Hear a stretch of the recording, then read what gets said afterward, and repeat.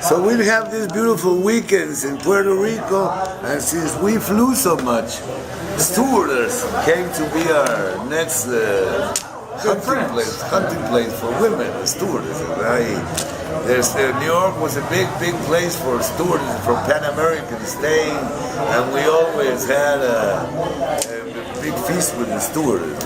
But now I had changed I didn't go to the Buena Mesa anymore.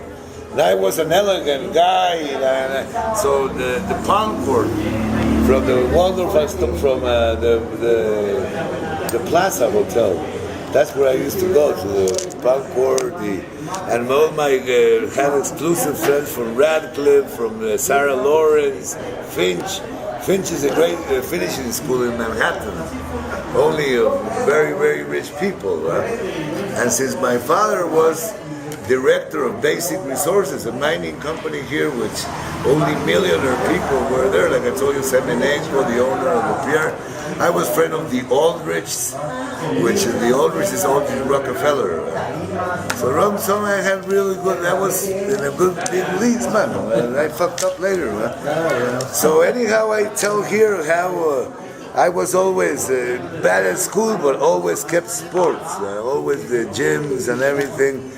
And then in a junior year abroad, we went to Barcelona, and since Spanish was my major, and I knew Spanish well, I didn't go to classes.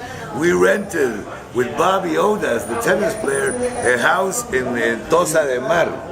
But now, George, let me ask you, people speaking Spanish in Spain, did you have any trouble understanding them, or you understanding them, or them? No, just the accent is different. Okay. Yeah, it's like in Mexico, man. Those guys that want to take me, but it's the accent.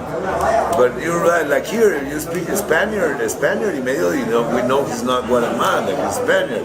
Even a guy from Salvador, we know he's by the accent he has. The guy from Honduras, we all speak the same language, but with different tones and accents and everything.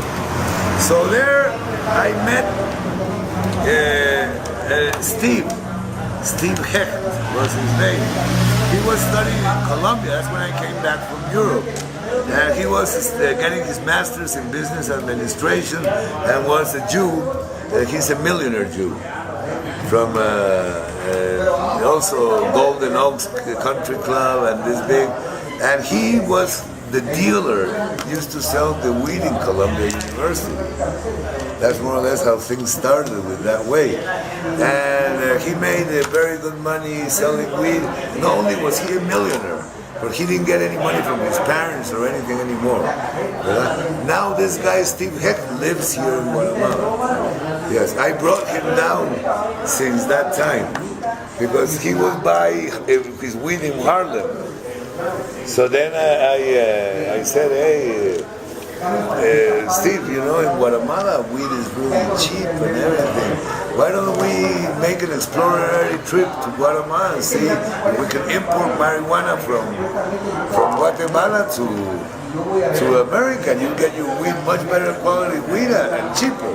So he was all money, and I said, yeah, sure, let's go to Guatemala. So we came to Guatemala, and our first trip. There are some dolls, Indian, like you sell them in the mercado. So we bought 4 of those dolls. Sentate ahí, Julito, con él and we took all the material out. No te vas a decir, ¿verdad? Ya te dije que quiero que me acompañes. And took all the inside of the dolls, and we filled them up with weed. And a friend of mine that we used to call him Gordo, fat, because he was fatty, said, yeah, I go. And he went to America and delivered the first 4 pounds of weed to Steve in America.